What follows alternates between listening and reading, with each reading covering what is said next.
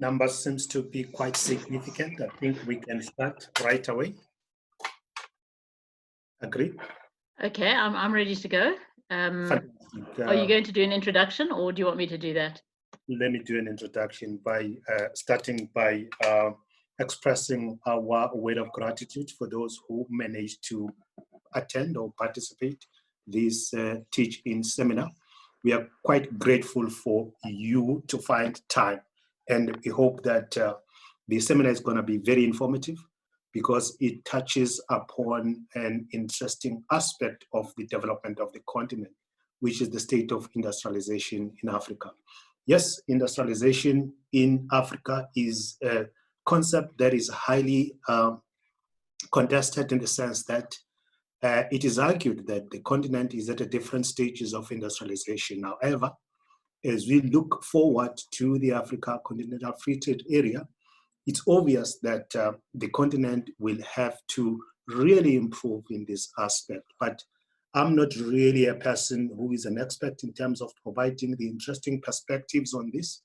And we have a speaker by the name of Dianna Games, who is going to really to take us through this aspect, which is quite interesting for the continent. Dianna Games is the Chief Executive of Business Consultancy Africa at Work, and he is a leading commentator on business trends and political economy in Africa.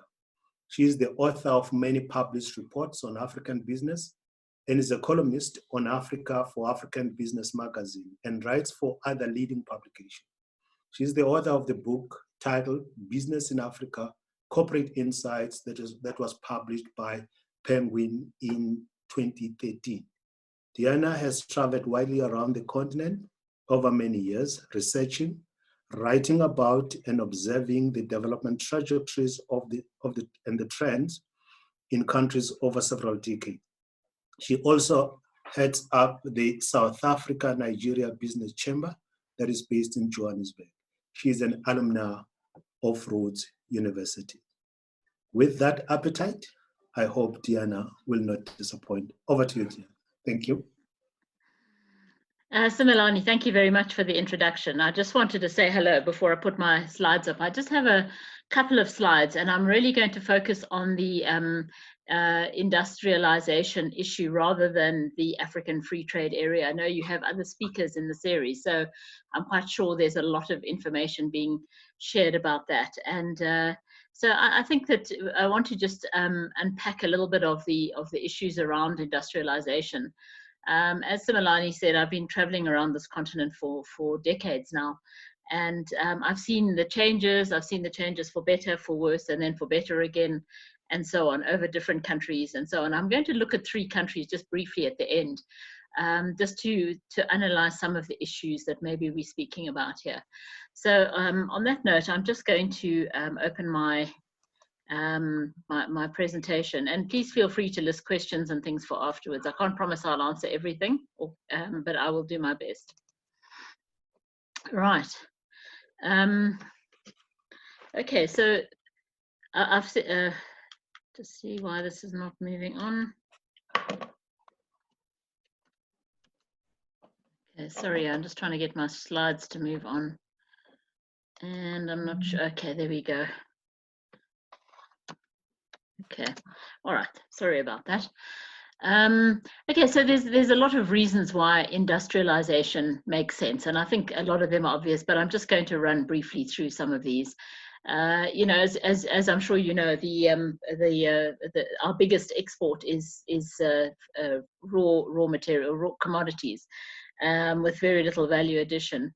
And of course, that means that the countries that produce these things are held hostage to the prices in global markets and not able to control that. So with industrialization, obviously the pricing becomes a little bit more stable, and it's less volatile.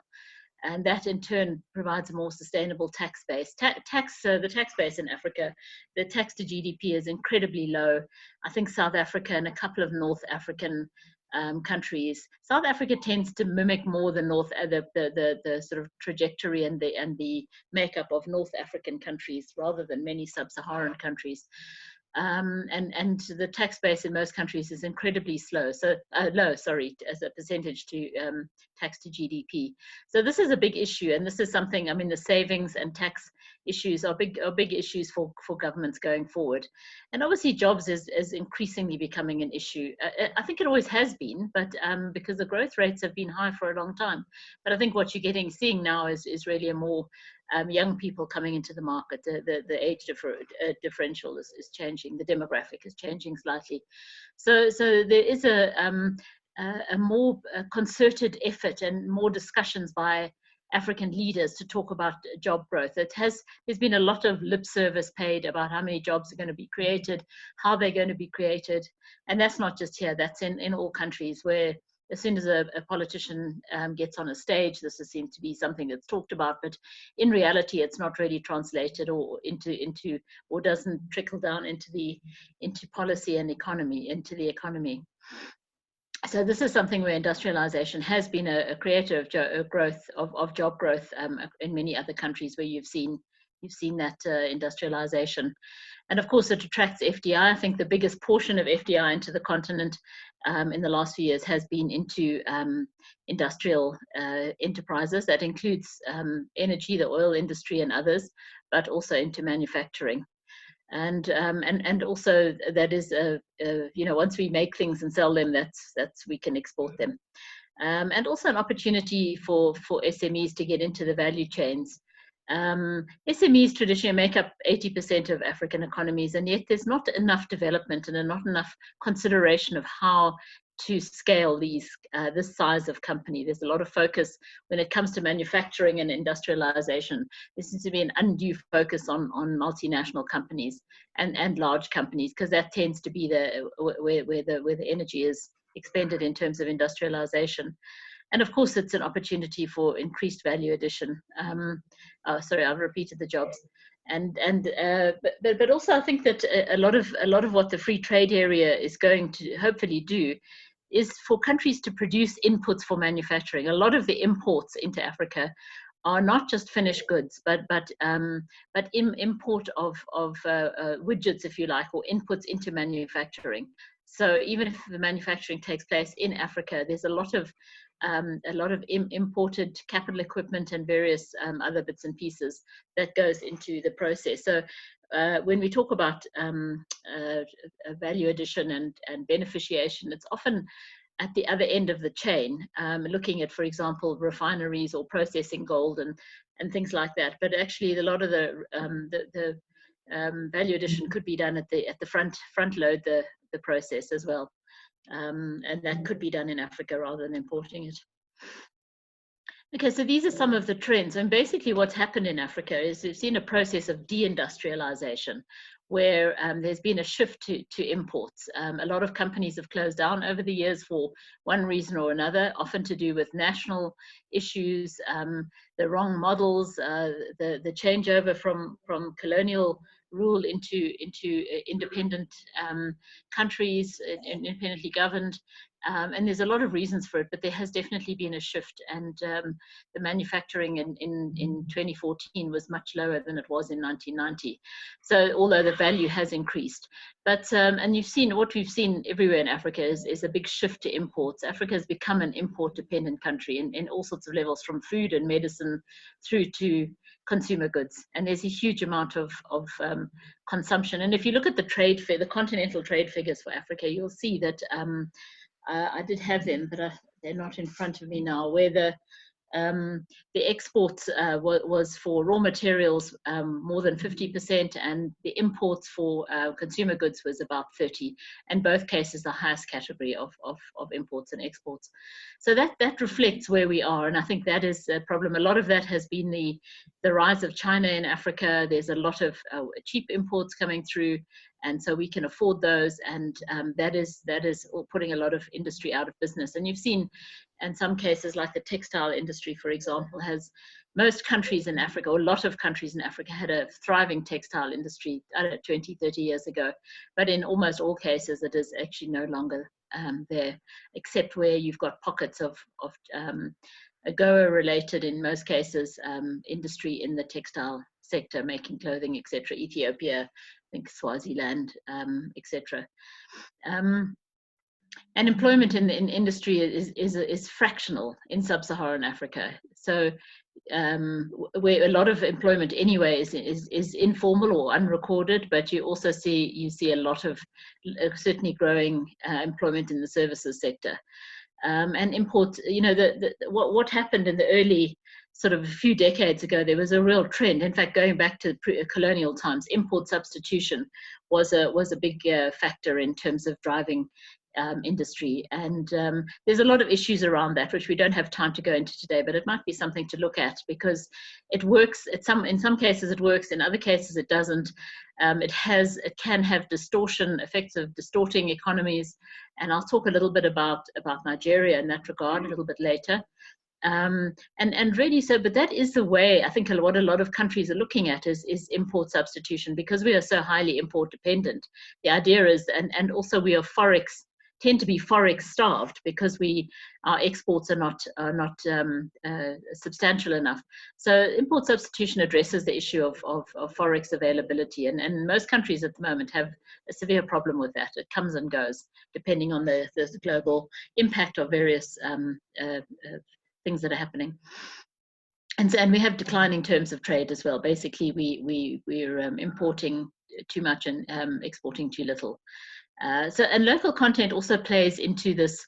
It's not the same as import substitution directly, but there is a real growing trend towards local content in Africa, in economies where governments are setting benchmarks for the amount of local content and the types of content, what industries need to use, what percentage of local content, locally made product, and certainly skills as well. And localization, which is increasingly, as supply chains are becoming riskier, and I think we'll particularly see this in the wake of the COVID pandemic. This is what the prediction is anyway, that people will shorten their supply chain. So more things will be made closer to home and in country. So that is all good for the African free trade area. But what's happened is that services is a very big part, more than 50% in most economies. There's a huge growth of this in the services sector, but actually there's a lack of dynamism in the sector as well. The growth is actually not as high as you would think when you read a lot about it, a lot of articles and things. But the growth is relatively low compared to global growth. Those figures there are a little bit old, but I don't think it's changed too much. Excuse me.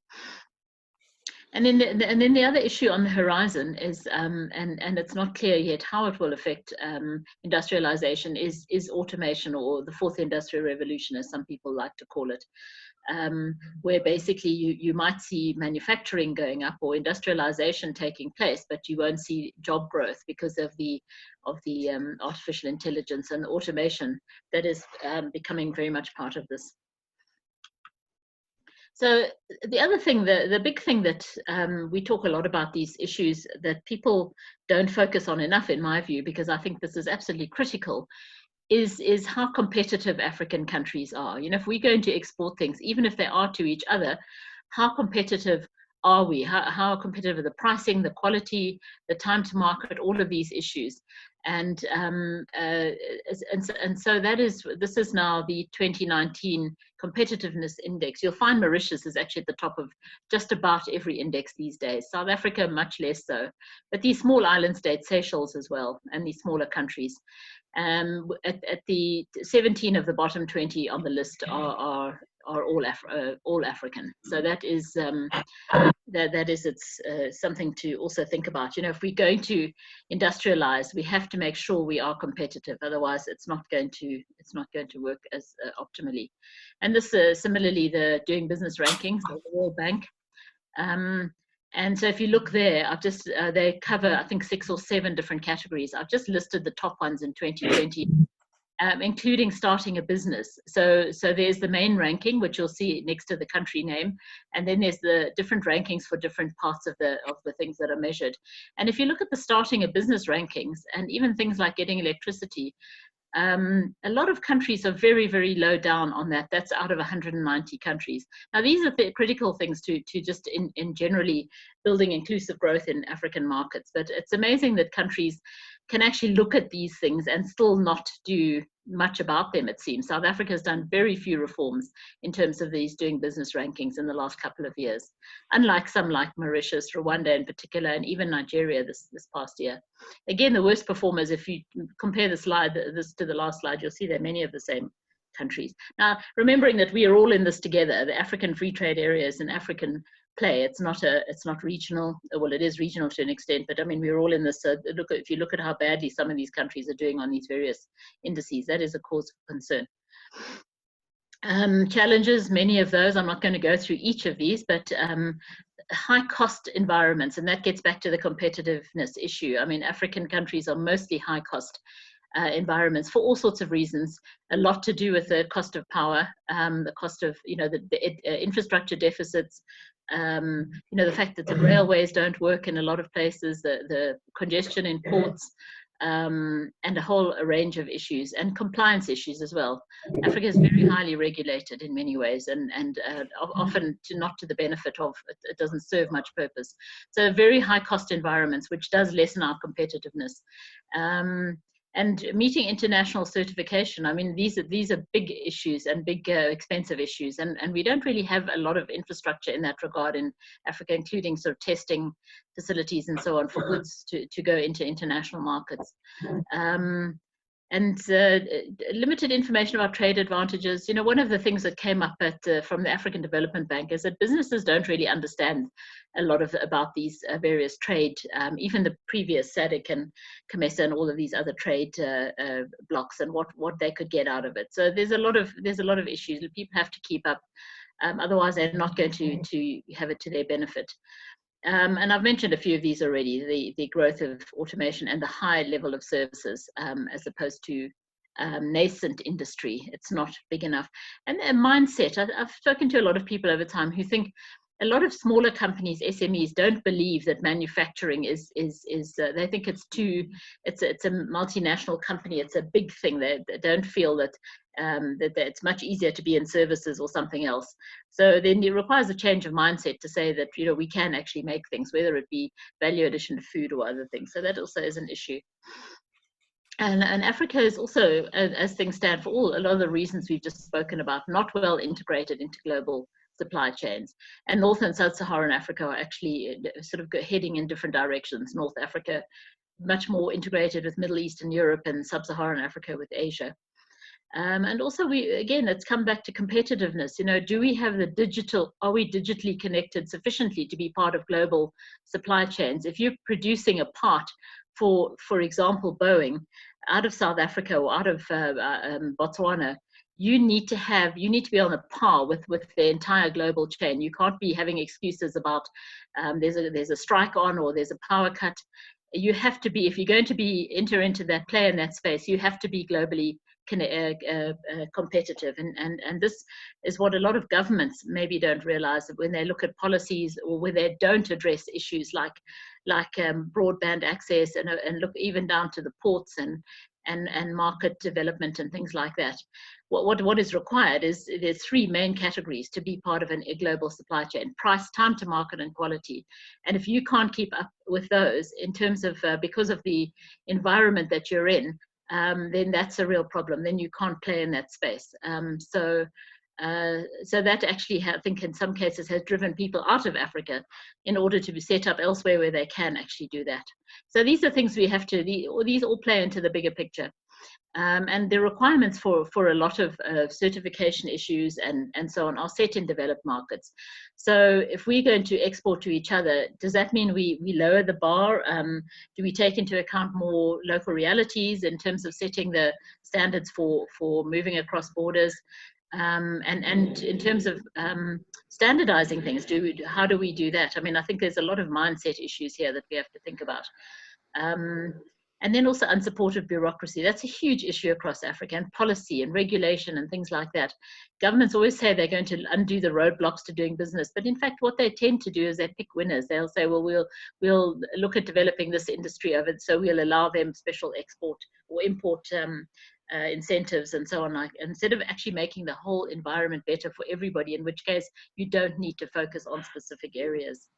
And rules of origin has been a big sticking point in trade generally it's been there's a lot of disagreement still within the I'm sure you're aware of the tripartite free trade area, which covers COMESA, East African Community and SADC, where it was launched in 2015 and it still hasn't really got off the ground, and rules of origin and other issues are big sticking points. Now that is probably, I'd say, 2/3 of African countries. So why do we think that if we can't get that right, that we're going to be able to get a much bigger entity right? So those are issues for the people who are negotiating, but they're just something to be aware of.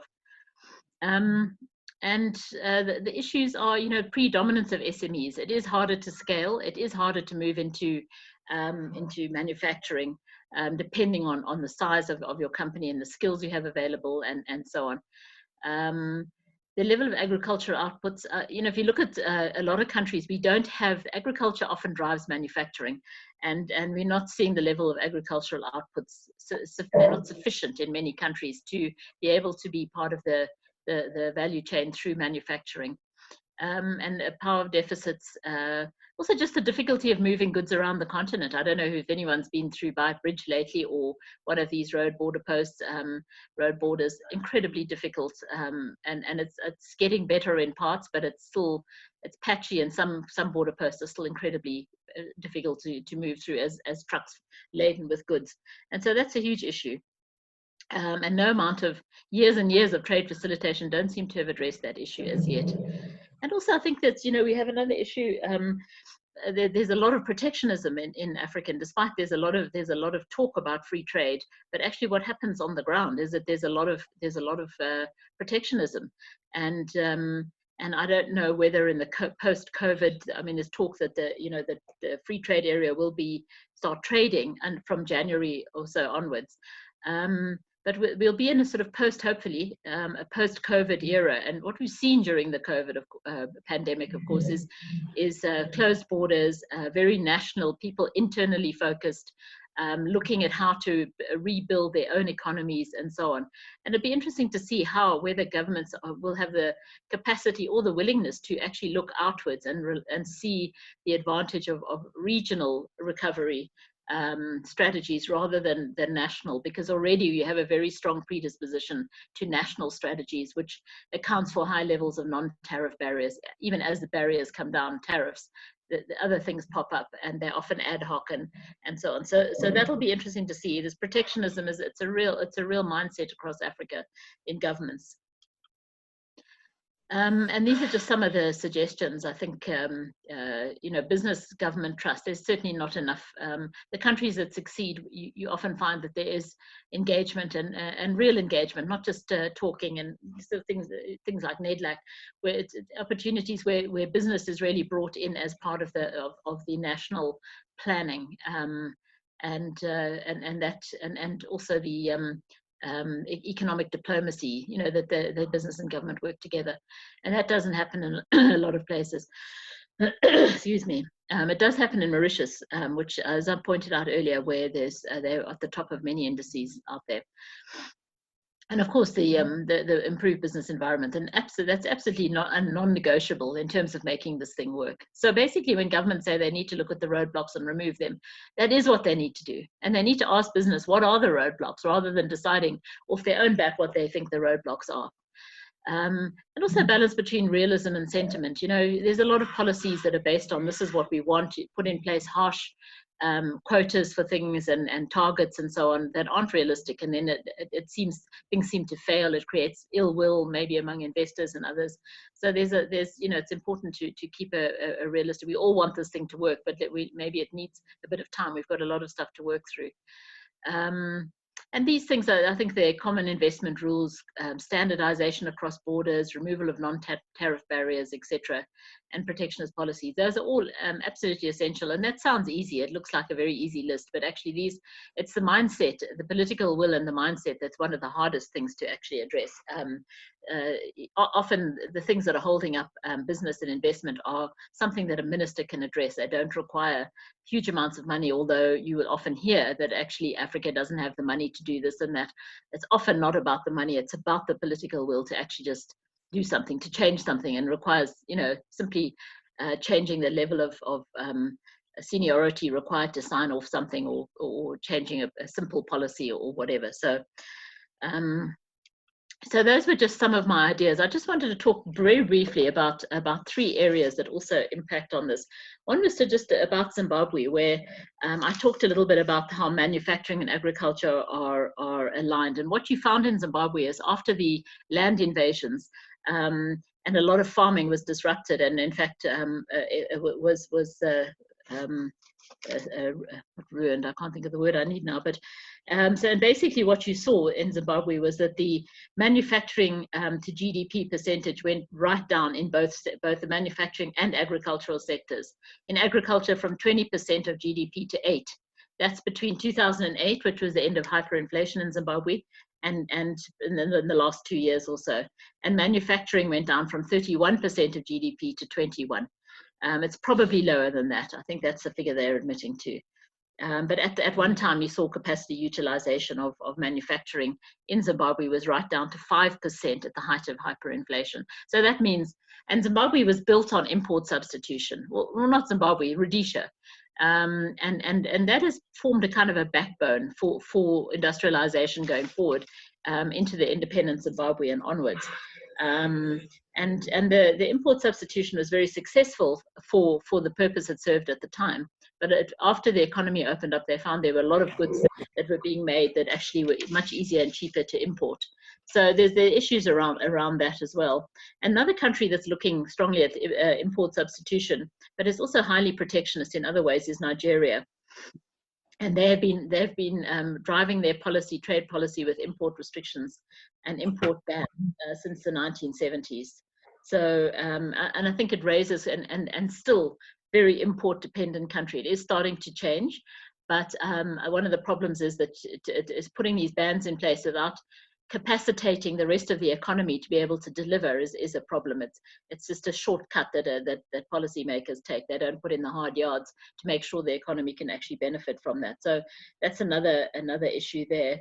And also the third issue and last thing I'm going to address is Ethiopia, where they have put in place very successfully. They've built these industrial zones where a lot of Chinese companies have come and invested in producing textiles for the export markets in America and elsewhere. And the dilemma they had was about wages, and this is a big issue as well with industrialization.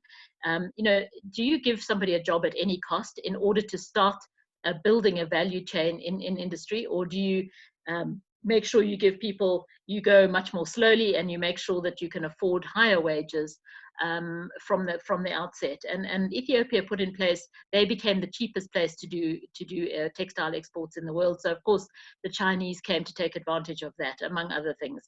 And so really it's a trade-off. They were very much criticized for doing that, but it is a trade-off. So these are all issues to consider in this kind of discussion around industrialization. It's a very big topic, and I've just whipped through a couple of things here. So I don't know whether you've got some questions or whether you'd like to discuss any of these issues a little bit more. I'm going to hand over to the chair and close my slides so we can talk a little bit more. So thanks, everyone. Thank you, Dianna. Thank you so much for taking us through on what you think is the basis for industrialization in Africa. Of course, as I said at the beginning, it's a very interesting kind of a personal outline. And as you said, I would like to echo what you have said. This is a very big topic, which you couldn't have been really able to tackle on a day, because it's composed of a number of facets, as well as a number of aspects which need to be sliced one by one. But we have been able to really enlighten us on your own personal perspectives, taking us through to a number of issues which you feel that they will have to be addressed for the continent to be able to fully industrialize. It's a work in progress. There are opportunities and there are challenges. And surely one of the biggest challenge in the continent are those countries that are still trapped in the war situation. where priorities are not necessarily to industrialize, but to bring peace and stability. Mozambique is one of the countries which are making an example. We're being targeted to be on the path of industrialization, but unfortunately now is faced with Islamic extremists. So it's a bag full of a number of opportunities and challenges. And having said that, so far 2 questions has propped up. I'm going to read them to you. The first one came from Sia Togozam Dolo, who said, what might be the role of regionalism in attempt to improve the level of industrialization within the continent? He said, regionalization/regionalism for the local economic community to the interactions between the different African economic communities and their adherence to regulations by the African Continental Free Trade Area and World Trade Organization. The second question came from Tony Mudau, who said, how should the African labor market be organized for efficient industrialization? Let's tackle those 2 for now.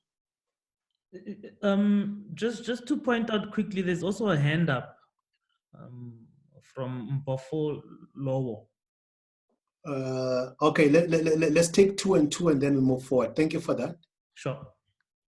Thank you. Do you want to start with the hand up? I can't see it. Let's take the 2 that I've read, and then we will then go to the hands up, and then take Zobanzi, who also has a question. Okay, I'm going to start with the role of regionalism in improving the level of industrialization. I think the thing to remember about the African Free Trade Area, that the thinking behind it is based on scale. We need to build scale in Africa because we have a lot of smaller economies, and we have a lot of landlocked countries that need to be able to move across borders and so on.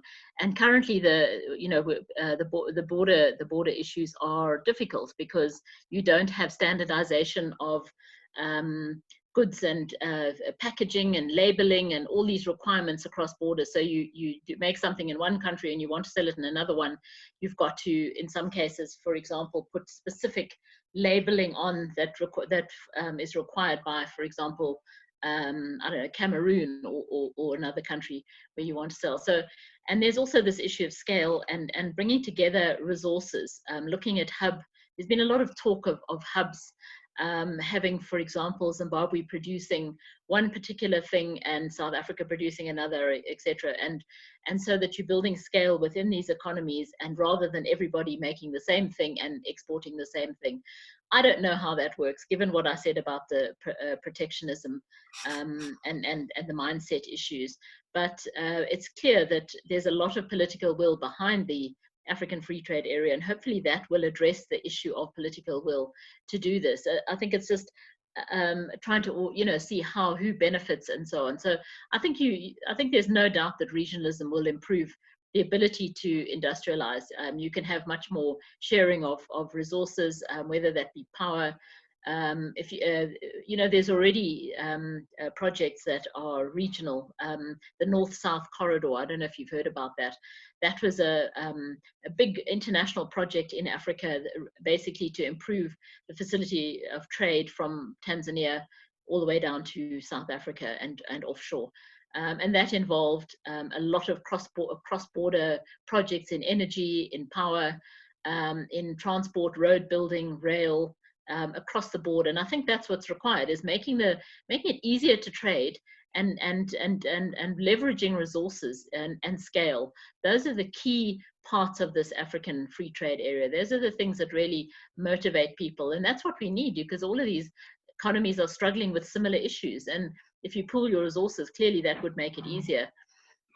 In terms of actually producing things, I don't know. I think, I'm not an expert in how they've forged this within the free trade area, how politically that would work, and how countries would say, well, you have a competitive advantage in this, so maybe you should look at producing that. I'm not sure exactly how that works, but I think there's no doubt that on a broad level that regionalization is definitely the answer to this. What is the second question now? Thoughts on regulatory framework? Oh, The labor second market. question. The Yeah, labor market. yes. Oh, again, I think it gets back to, I think there's a lot of room for the African Union to play a role in making, setting kind of templates. It's not quite the right word, but to say, okay, these are the recommendations that we make, so that we can't, in terms of the wages, this is how it's going to happen. We can't pay below a certain wage, or we must agree that this is how it's going to work. But each country has very specific issues in terms of jobs and employment, and you'll already find that if you look at there was a lot of flourish around signing the African Free Trade Area, but there's been a lot less appetite for signing up on protocols on the free movement of people. And there's a lot of issues around that in terms of the movement of skills. People are trying to protect jobs rather than to open up their economies to having foreigners, maybe more skilled foreigners, even other Africans, or maybe particularly other Africans coming into their markets and working in particular jobs.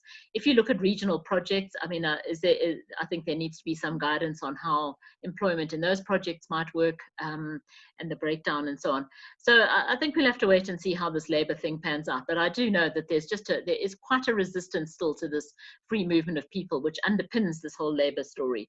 So we'll have to see. I think there's only 5 or 6 countries, maybe just a few more, that have signed up to these protocols on free movement. So that is a very different kind of issue that needs to be tackled. And it's fine. I think in East African community, they've dealt with it in a particular way. They have opened up the movement of labor across that region. But if you're talking about the whole continent, East African community is a bite-sized chunk, if you like. The whole continent is a much bigger place, and the inequalities are much more considerable. So I don't know if that really answers the question, but those are my thoughts on it. And we have a hands up. We were going to do 2 hands up after that. Yes, no problem. Yeah, let's give the first one and then we take the second one. Thank you. Okay, is that Ben? Hello, is anyone there? Please unmute yourself and then you talk. Oh, I'm unmute myself. Okay. No. I mean the people who. Who's got their hand up? Just unmute yourself so I can hear you. Hi. Yes.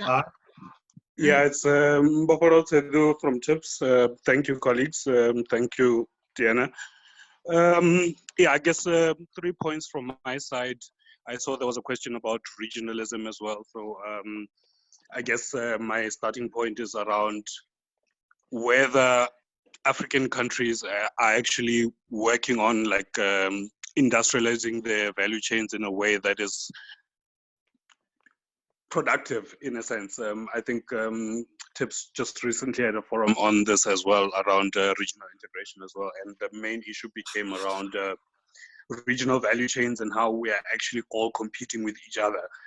All of our industrial policies basically speak to developing the same industries in each of our individual countries instead of sort of working and feeding off of each other. So I'd just like to hear your thoughts on that in terms of how do we actually then break down this industrialization plan for Africa, and who must concentrate on what, and whether we're actually working towards integrating in that sense, and whether the FCTA will help in that sense. Second point would be around the investment industrialization nexus, let me call it that.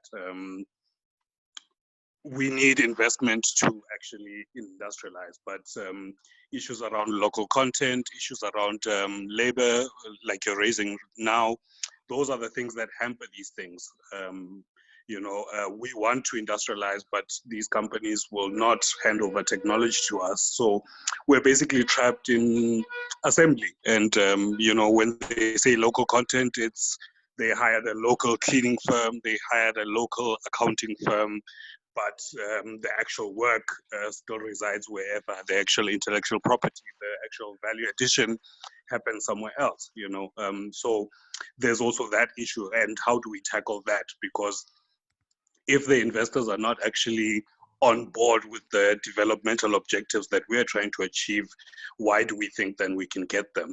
And then I think the third point is one of the main recommendations that you put forward. can we limit ourselves to 2? Otherwise, it's going to be long. All right, Thank you for what last you have one. highly appreciated. Let's get Last the one. second. Are you going to be short? It was just on one of the main recommendations she put forward was around business trust.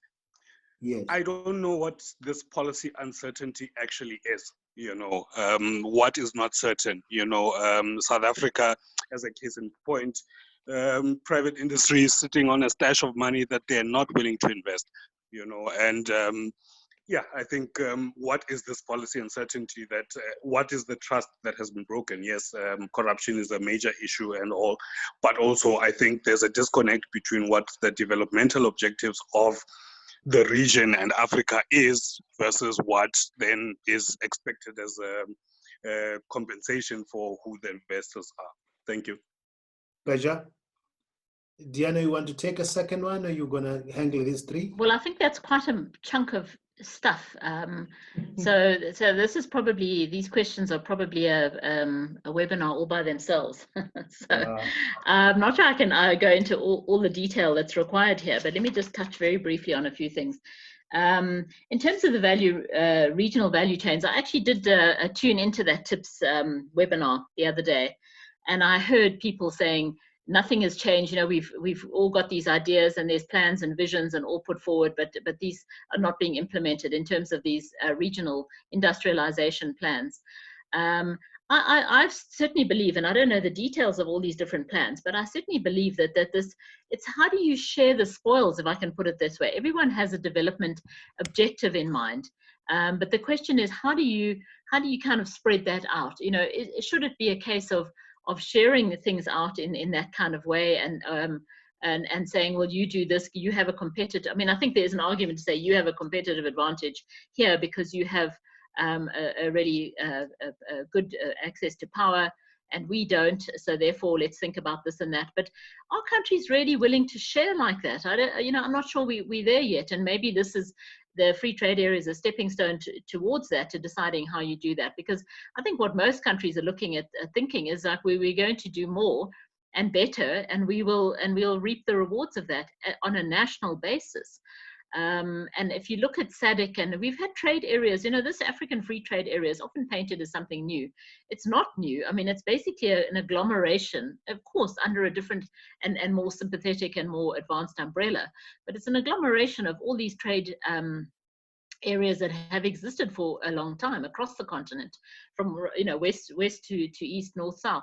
So I think we have to look at the issues that have been part of these and why they haven't worked optimally in other parts within these other blocks, to really see what needs to be done and why these things haven't worked. And I imagine, I think that these regional issues, it's not that they've come up before. If you look at SADC, they've got very all sorts of regional plans within that. And as someone who works for TIPS, I'm assuming that you may be more familiar with those. But I think it's a mindset issue that we're going to have to work on, because how do you avoid, as I say, share the spoils? I can't think of a more technical way to put that. In terms of investment and local content, etc., I think there's a bit of an us and them thing that you conveying in your questions, and I think that's exactly what I was talking about. There does seem to have been this development of an us and them thinking, and I think maybe the both sides don't really understand, or maybe not taking time to understand the challenges that each one is having. Global companies, for example, if you're talking about they as being international companies rather than African companies, which your question did seem to suggest. I think that's very different from local companies, and you've got a lot of local manufacturing companies across Africa as well, or multinationals that have local operations. I think they feel that they are doing, they're localizing, they're doing a lot of stuff in terms of development and so on, whether it be through CSI, etc. I don't know. But the government thinks they're not, and the companies feel that the governments could do a lot more to make bureaucracy easier, to make it cheaper to do business. I think moving the goalpost is really in terms of the uncertainty issues. They don't, it's a case of, what if they're going to change the policy overnight. Regulatory uncertainty across Africa is one of the biggest risks that companies talk about, and those are local companies as well as international companies. because they feel, I think it speaks to the lack of trust, that there's not enough proper discussion and engagement that makes people feel certain that the government won't suddenly do something that will affect their business overnight, and deal with the consequences. So those are just very briefly, I'm not going into the detail of all of this, just one last word on local content. The point about local content is there are rules about it. So you need to make sure the rules work. And as I said, you need to be realistic. I was listening the other day to a Nigerian, it might even, I don't know if it was in your conference, but a Nigerian from the Nigerian oil industry, from the Local Content Board, they put a Local Content Act in place in 2010. And they started out, they were going to have 70% local content in 10 years, or in 2 years. I can't remember the framework, but by the target time, they only had about 28, 30%. And they said the biggest lesson they'd learned was to balance your sentiments with your expectations, to be realistic about your targets, because otherwise, firstly, you put off investors who say, well, it's too hard, we'll go somewhere else where it isn't quite as hard as this. They might also, it may not be about a developmental objective, but about whether the country is able to deliver on those local content goals. So you can't say, well, we're going to build skills from nothing in a period of 2 years, and companies must now spend money to do that in order to invest in our country. You have to be realistic about the targets you put in place. And once you are, you have to back it up with law. You can't just expect companies to say, well, okay, thanks, that looks great, we'll try and do our best. You have to say, this is what's going to happen, and this is the time frame. But I think that, as I say, as the Nigerian example points out, you do have to be realistic about those targets. Okay, so that's, okay, next question. Thank you. Let's take another hands up. Unmute yourself and ask the question. Camilda.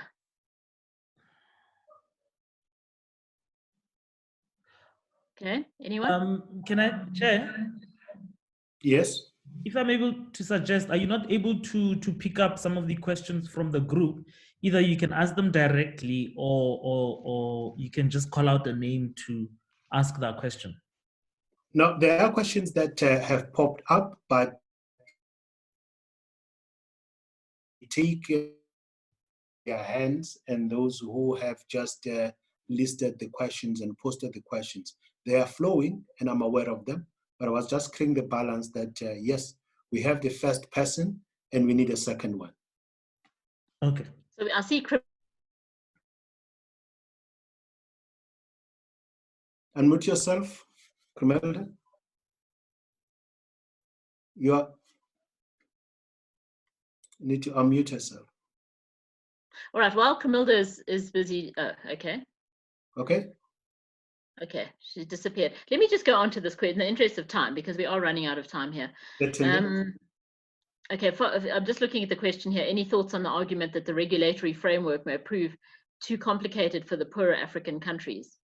And the tendency, bilateral trade with Western countries, empower these countries in a complex regulatory environment.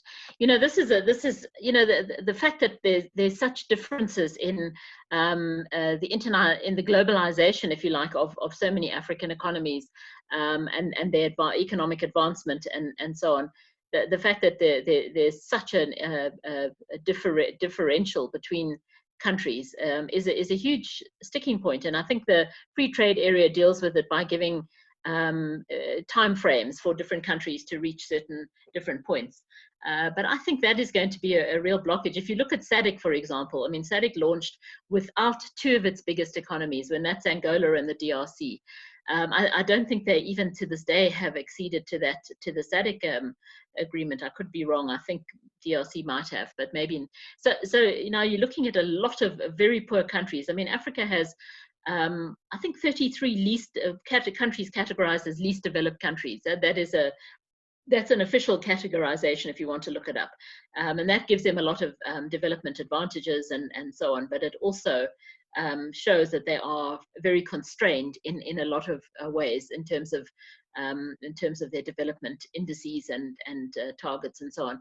So I think it is, I don't know if it's about regulatory only. I think you'll find in a lot of poor countries, there's over-regulation, because regulation can often be an easy way to raise revenues. So in fact, what they do is they constrain the ability of particularly SMEs to grow and scale and to even operate in a lot of these very poor countries. You'll find that it's as countries advance and they become more sophisticated, they start opening up a lot more. I mean, Nigeria is a bit of an exception in some ways, but because it is highly protectionist at the moment, but I think that's what you tend to find. But I think that is going to be a problem, these very, very different levels of not just development, but exposure of openness to sharing, you know, and sharing resources, and taking away short-term things that produce short-term revenue gains but are long-term constraints on growth.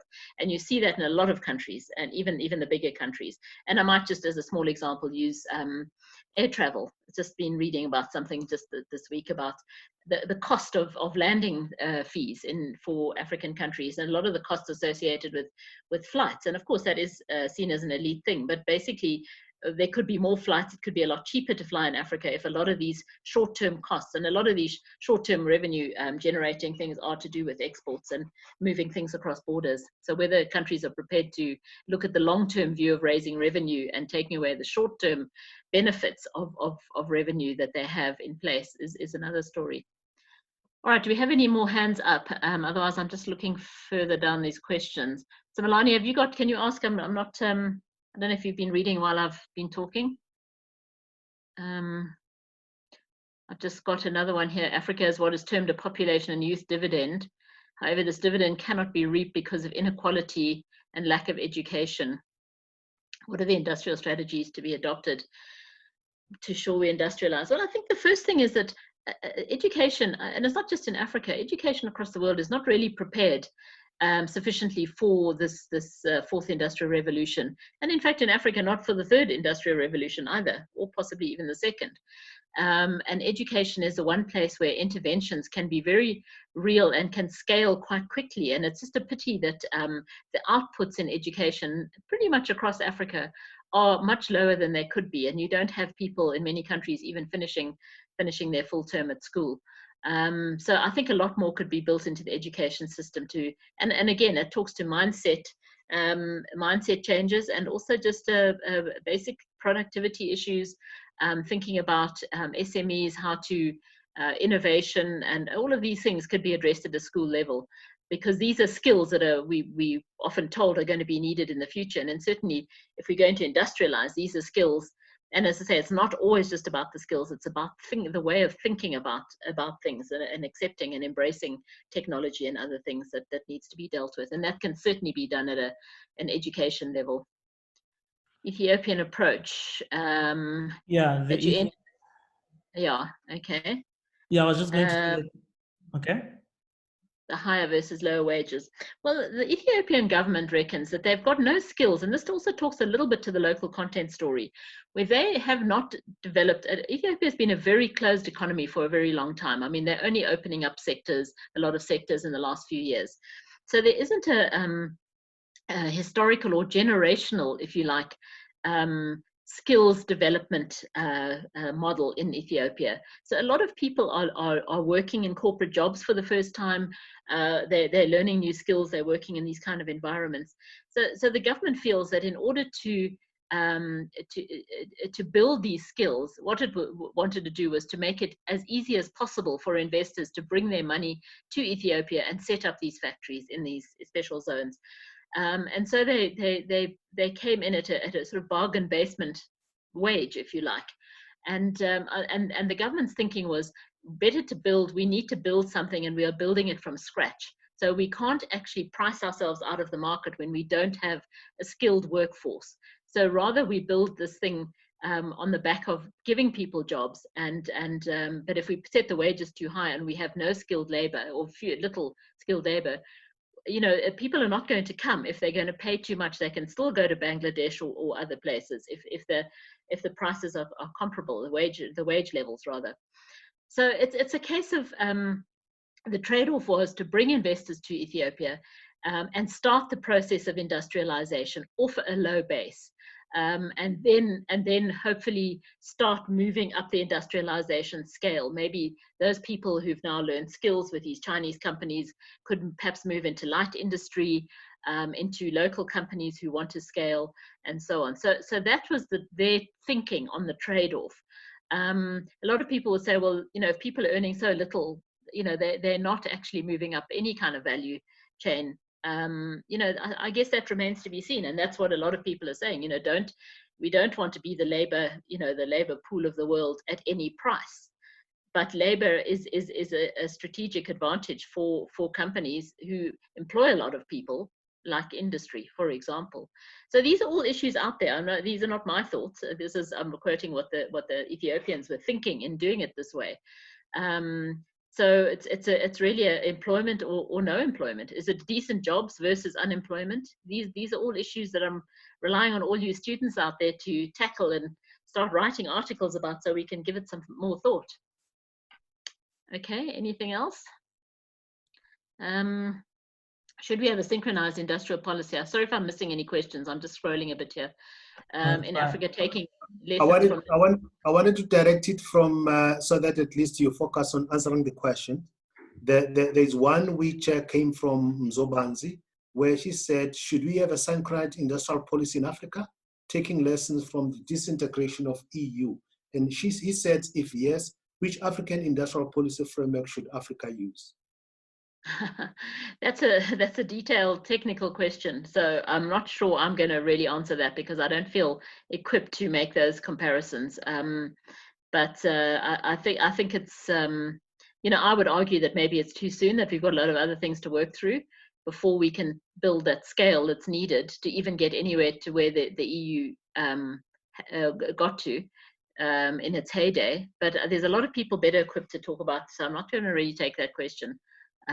Sorry about that. I'm sure there's plenty of other people who could answer it, though. No problem. The other one which I pick up relates to the youth dividend concept of. Oh yes, I saw that. Yes. Can you just comment on that, please? Well, the thing with the youth dividend, and this is why, for the first time, and as I said to you, I've been traveling around this continent a lot. I've been to many hundreds of conferences at the AU, all over the continent. And I've heard many, many ministers, presidents, everybody speaking over the years, different ones. And the one thing that's the youth story and the job story have been things that have never really gained much traction.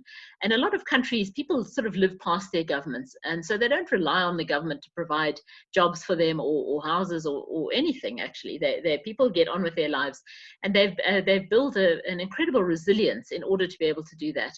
And so they provide jobs for themselves, and that speaks to, at some level, the fact that there's very high levels of informal employment across Africa. Most countries have probably half of the jobs that exist, or the economic activity is in an informal kind of sector.